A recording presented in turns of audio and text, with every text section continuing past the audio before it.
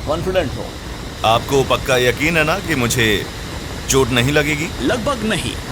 ठीक है, एक पल के लिए हम पीछे आते हैं। मैं दुनिया के सबसे हल्के सॉलिड एरोजेल की खूबियों के बारे में बात करना चाहता हूँ। मैं आगे झुक जाता हूँ जिससे कि मेरी आवाज इस माइक में आए। अब आप इसे दोबारा करेंगे क्या? हाँ, इसकी आवाज ऐसी होती है। बहुत अजीब बात है, इसमें मेटल जैसी खनक है जिसे सबसे पहले एरोजेल के आविष्कारक सैमुअल किस्लर ने बहुत पहले 1931 में जान लिया था। अब एरोजेल गजब का थर्मल इंसुलेटर है, लेकिन इस मटेरियल के साथ काम करना आसान नहीं है। मैं ट्राई करूं इसे? ओ, मेरे हाथ में वो कमाल नहीं है। टच करो। मुझसे वो खनक क्यों नहीं निकल रही? अरे नहीं। ओ देखो, इसे तोड़ने के लिए ज्यादा दम नहीं लगा। ये बहुत ही आसानी से टूट जाता है। तो क्या ऐसा कोई तरीका है जिससे हम एरोजेल के थर्मल इंसुलेशन के असाधारण गुण को उपयोग के लायक बना दे? मैंने एरोजेल और सिलिका एरोजेल के कणों को एक नॉन फ्लेमेबल बाइंडर से मिलाकर एक कॉम्बिनेशन बनाया है।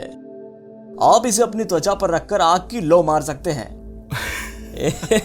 वाकई। हाँ। शुरू करते हैं। ठीक है। इस टुकड़े को अपनी उंगलियों के आसपास लपेट लो। इसे एक उंगली या फिर दोनों उंगलियों पर लपेटूं? जो तुम चाहो।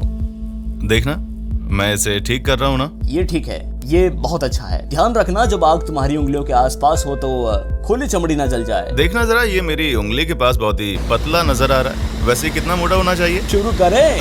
यार देखो, आप मुझे नर्वस कर रहे हैं। आपके हाथ में ब्लो टॉर्च है, क्या मैं ब्लो टॉर्च से खुद ही आग फेंकूं? हाँ, ये तो आप भी कर सकते हैं। क्योंकि मेरा मतलब है कि यहाँ पर अगर कुछ भी गड़बड़ हुई।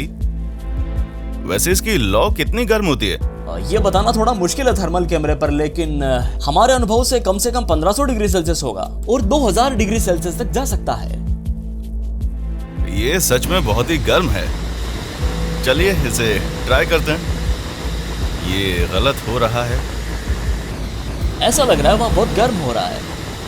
ऐसा लग रहा है कि मैं एक मार्शमैलो को भून रहा हूँ। वाह, ये ऐसी लपट क्यों निकाल रहा है? ये जल रहा है क्या? अभी बाइंडर जल रहा है। सही कहा। क्या इसकी स्पीड यही रखनी चाहिए? अभी गर्म लग रहा है? मुझे ये गर्म महसूस नहीं हो रहा। मेरी उंगलियों पर बिल्कुल गर्मी नहीं लग रही। ये जबरदस्त है। तो वो फ्लेम का चमकीला ब्राइटर वाला हिस्सा क्या था? मुझे यकीन ही नहीं हो रहा कि इससे निकलकर इतनी गर्मी मेरे तक पहुंच रही है। फ्लेयर 10 2013 थर्मल कैमरे में तापमान रेंज अलग अलग होती है और यहाँ ये एरोजेल 160 डिग्री की ऊपर लिमिट से ज्यादा गर्म है। ये तपिश से नारंगी होकर चमक रहा है। मतलब साफ है, ये बहुत ही गर्म है। अगर आप ब्लैक बॉडी रेडिएशन को देखेंगे तो समझ जाएंगे कि ये बहुत गर्म है। हम टेम्परेचर रेंज के मैक्सिमम पर पहुंच गए। ये 2000 डिग्री सेल्सियस तक जा सकता है।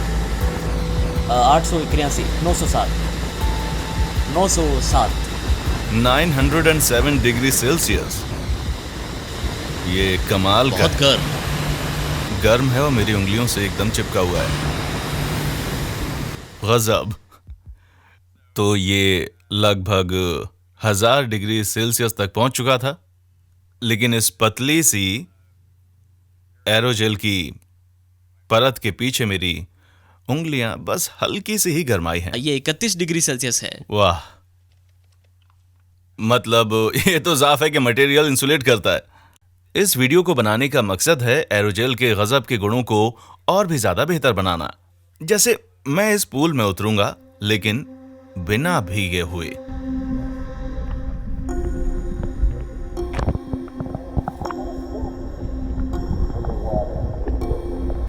ये शायद हवा की एक लेयर है जो कि मेरे पैरों के चारों ओर है। हवा की इसी पतली लेयर के कारण मेरी स्किन चमकती हुई सिल्वर रंग की दिख रही है। लाइट कुछ एंगल से पानी और हवा के बीच से रिफ्लेक्ट होती है। इसे टोटल इंटरनल रिफ्लेक्शन कहते हैं। ये बहुत ही अजीब है। ये बहुत ही शानदार इफेक्ट है। मैं सिर्फ वाटरप्रूफ नहीं हुआ हूं, बल्कि ये जो अतिरिक्त हवा है इसकी वजह से मैं ऐसा महसूस कर रहा हूं कि मैं नॉर्मल से कुछ ज्यादा ऊपर तैर रहा हूं। मैं अब पानी से बाहर निकल कर देखता हूं क्या मैं अभी सूखा हूं। कमाल है। मुझे गीला बिल्कुल महसूस नहीं हो रहा है।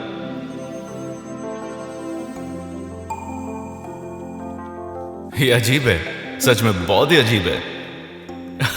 तो मैंने खुद को कैसे वाटरप्रूफ बना लिया? मैंने ये एरोजेल के कणों से किया। मैंने बाल्टी भरकर एरोजेल के कण लिए और अपने ऊपर इस बारीक धूल को लेप कर लिया। लेकिन ये खुद को वाटरप्रूफ बनाने का अजीब तरीका है, क्योंकि नॉर्मल सिलिका का एरोजेल हाइड्रोफिलिक मतलब पानी सोखने वाला होता है। इसे करके देखते हैं। ये एक हाइड्रोफिलिक एरोजेल है, इसीलिए एरोजेल के अंदर के OH ग्रुप्स लिक्विड को सोख रहे हैं, जिससे एरोजेल का स्ट्रक्चर ध्वस्त हो जाता है। एरोजेल पानी को सोखने के लिए दो कारणों से वास्तव में अच्छा है। पहला, इसकी नैनो स्केल स्पंज जैसी संरचना के कारण इसके अंदर का सतह क्षेत्र बहुत ही बड़ा है। बर्फ के आकार वाले एरोजेल के एक टुकड़े के अंदर फुटबॉल के आधे मैदान जितना सतह क्षेत्र होता है। इससे ये बहुत सारे अणुओं को अच्छी तरह से एब्जॉर्ब कर सकता है। वैज्ञानिकों ने इस गुण का फायदा उठाने के लिए ये कार्य किया है। मेरा पसंदीदा उपयोग तो है फिजिकल कीटनाशक, जो मुझे लगता है सबसे अच्छा उदाहरण है।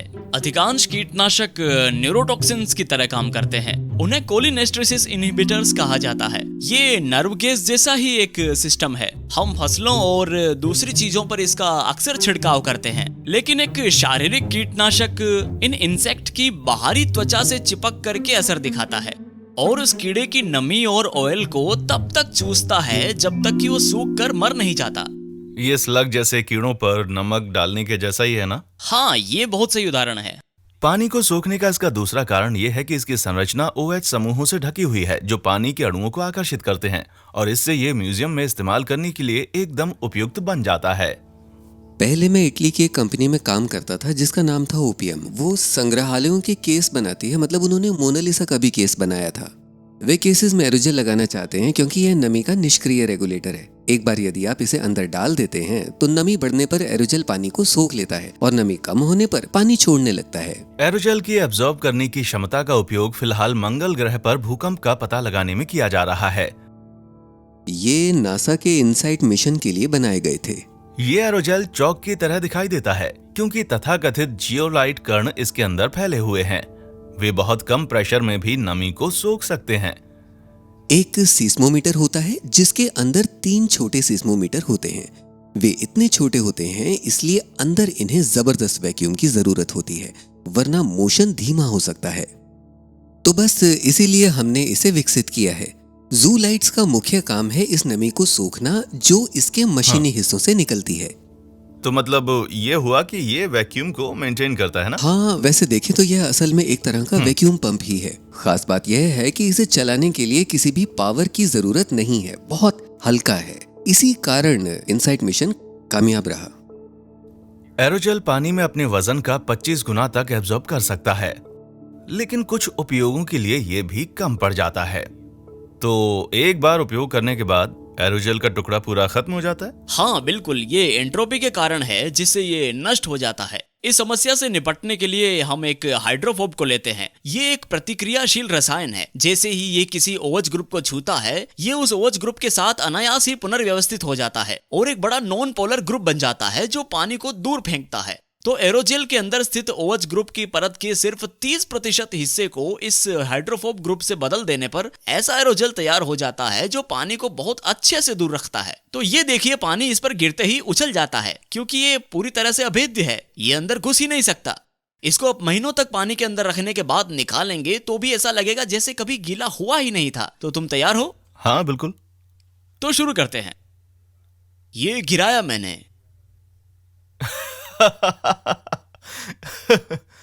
ये बड़ा मजेदार है क्योंकि ऐसा लग ही नहीं रहा कि पानी मुझे छू रहा है, क्योंकि एक तरह से पानी वाकई नहीं छू रहा।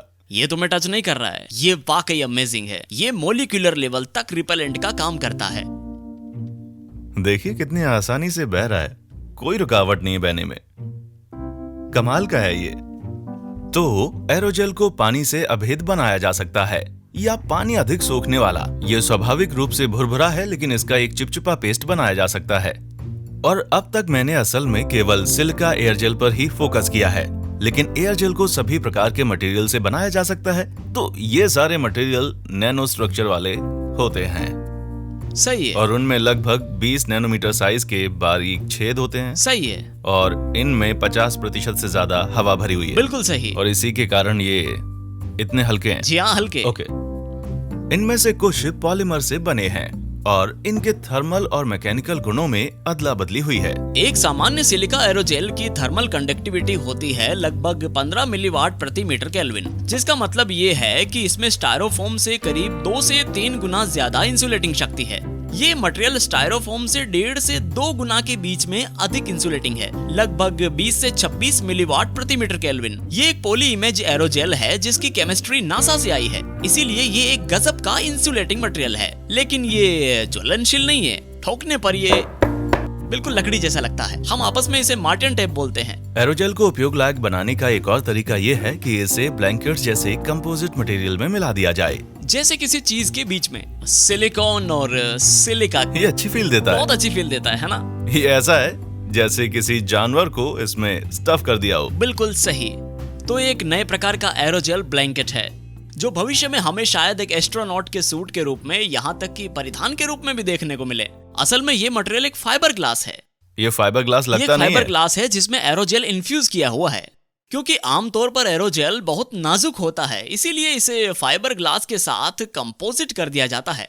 इसके बाद आप इसे मरोड़ सकते हैं, काट सकते हैं, सी सकते हैं और लपेट सकते हैं।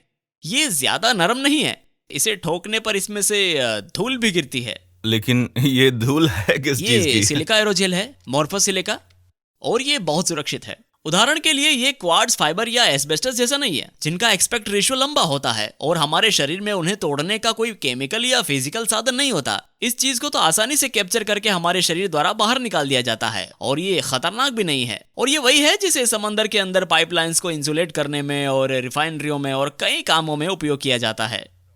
तो बस इतनी सी मोटाई एक पाइपलाइन को इंसुलेट कर देगी? हाँ, तो इसकी ये मोटाई है 1 सेंटीमीटर। 1 सेंटीमीटर मोटा।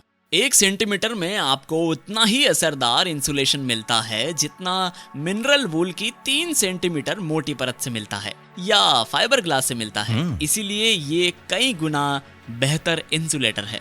ये है वो ब्लैंकेट जिसे मैं टेस्ट करूंगा एरोजेल सीरीज के आखिरी एपिसोड में। इसलिए अगर आप उसको मिस नहीं करना चाहते तो सब्सक्राइब करें हमारे चैनल को।